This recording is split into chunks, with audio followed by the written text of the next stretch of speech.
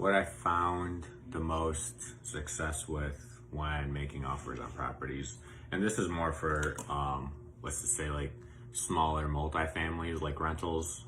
If you're talking about flips, it's kind of different the way you do the math on it, and those are usually all cash, right? But this is more for if you're making offers on like smaller multi, so like 2, 3, or 4 unit properties off the MLS.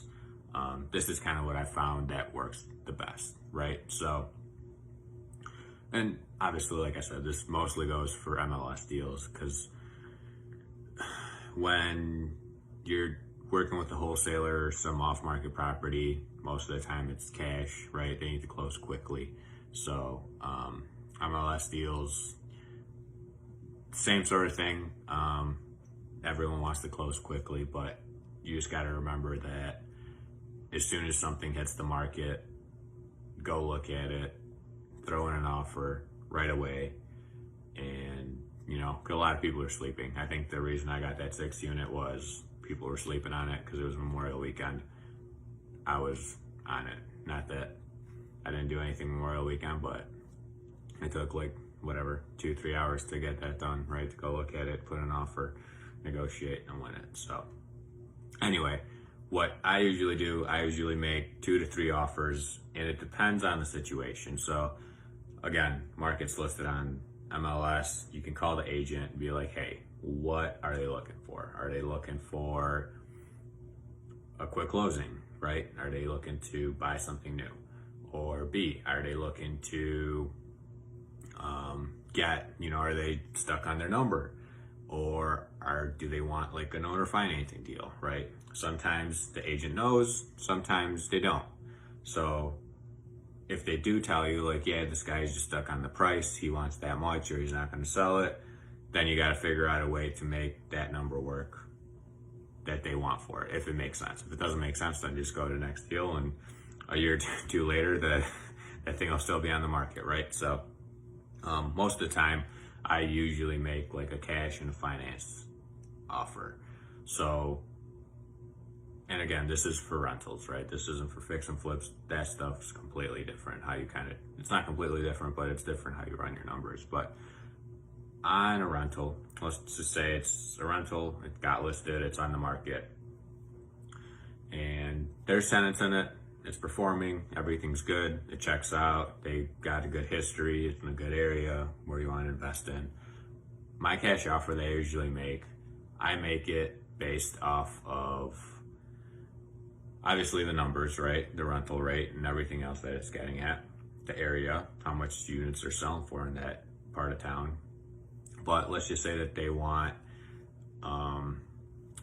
more for it than what you think it's worth, right? Or, yeah. So I guess ignore that last part, but I come up with my numbers. I figure out how much I think the property is worth once I buy it, right? And let's just say that I think that the place is going to be worth $100,000 if I buy it. And let's just say it's a duplex, right? So that means you're paying $50, $50K a door. It's late. $50K a door, you get a duplex, right? So let's just say they want like 120, right? The whole area is selling for 40 to 50K a door. No one's gonna pay 120 for it. So my cash offer, in this case, I would make it for 70K up to 80K. And why is that?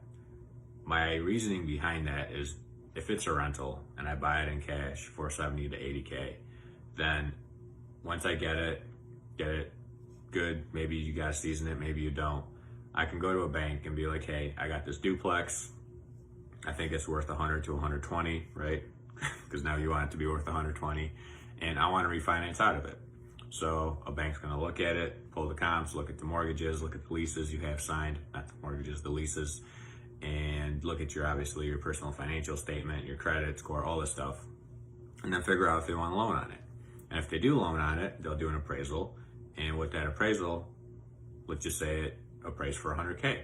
So if they loan out usually 75%, then you can get 75% of your money back, which would be 75K in this case, right? So if you do end up getting the property for 70K, you can just leave that 5K in there, or you make 5K, but obviously you've got closing costs and all these other things that are involved in the process, so you wouldn't have that. But that's kind of how I rationalize my cash offers, mostly for like duplexes, threeplexes, fourplexes. That's kind of usually how I make my numbers, because ideally I don't want to have any of my money in there, or anyone else's money for that matter, right? I want it to be like infinite returns, right? So that means if I buy the place for 70, I get 75 back from the bank. I'd have very little money of my own or someone else's in there. So that would mean that my return on investment is essentially infinity. So that's perfect, right? Finance, again, you can just finance it right off the bat and it would still cash flow, but you have to come up with that 25 to 20% down. So let's just say they want 120. I think if it's worth 100, then I'll throw 100 at it, because if it's worth that in that market and it's right, and if your underwriting makes sense, then you just pay the money for it. And the final offer is like owner financing. A lot of people, you can do owner financing 100 different ways. You can just be crazy creative with it. Not everyone's familiar with it. A lot of old school people are. Some agents don't even know what it is. But I always try it, right? And the reason for owner financing is I always try to do it. You always got to pay them a higher interest rate, right? So you can't pay them like 3, 4, 5%, what you're getting from a bank. So at least 6 to 7%. That's one thing. They usually want a bunch of money down. But for me, the whole magic of the owner financing thing is you're not putting that much money down, making it better than the finance, right? Because why would I not just get financing? Why would I, right, pay you higher interest, pay you the same money down, and usually there's like a balloon for 3, 5 years, whatever they want. So then you got to refinance. It's just a pain unless you're putting a lot less money down. So I usually try to go 5 to 10% money down, so that way I'm half the money down that I would have been if I was financing, and with the interest rate, and then you can pretty much set what you want to pay too. So I usually want to pay the same amount I would be paying on a mortgage, right? So those are usually the 3 offers I put in. I usually just make it 2, depending on what they want. Some people say like, yeah, I'm like stuck on the numbers and whatever, right? If the agent doesn't say, sometimes they tell you right off the bat. A lot of people don't want owner financing, so you just throw that right out. But in this case, I'm kind of talking about this because I'm putting in an offer on a duplex and they're willing to do owner financing. So I was like, all right, sweet. And the numbers are exactly like what I said. They want like 120 or 112, 120 for it, I think. It's worth 100, I think, easily. And I'm gonna put in an offer at 80K cash, or owner finance at 100 with 10% down, 7%. Well, I'm gonna do, they want 7. I'm gonna put 5% or 6% interest and monthly payment of like $600 or $700.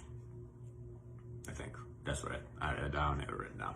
But that's what I've found the most success with when putting in offers, is kind of giving them an option, because they'll look at the owner financing and be like, it's kind of a pain in the ass. I'd rather just, take the cash offer. And that's the other thing, you like your dates, right? So like with a cash offer, you can close in 5 to 10 days as soon as they got title ready, right? So you can make your closing super, super narrow. You don't have to do inspections, appraisals, any of that stuff. I guess you don't have to do the same thing with owner financing unless you want an inspection. I always waive the inspection, because to them, a lot of people, they're like, they're gonna go in there and they're gonna see this or that, and they're gonna come back at me and like, beat me up on the price. Financing, you usually got like 30 to 60 days. Owner financing, obviously that one's kind of similar to cash for a closing standpoint. But that's what I found the most success with, is just giving the seller of the property 2 or 3 different options on ways that work depending on what they're looking for, right? So I always just put in 2 or 3 different offers out there, because you never know what the person actually wants. Maybe they really don't want owner financing and they just want cash. So instead of just looking at your low ball, 70K offer on 100K off property, they'll be like, oh, well, he's reasonable on the owner financing, but I really want the cash. So I think it helps. I don't know. Let me know if you do the same thing or if you've seen it work. For me, it's worked very well. And this video is way too long because I'm rambling and it's late. So good night, and I hope this video helped. Bye.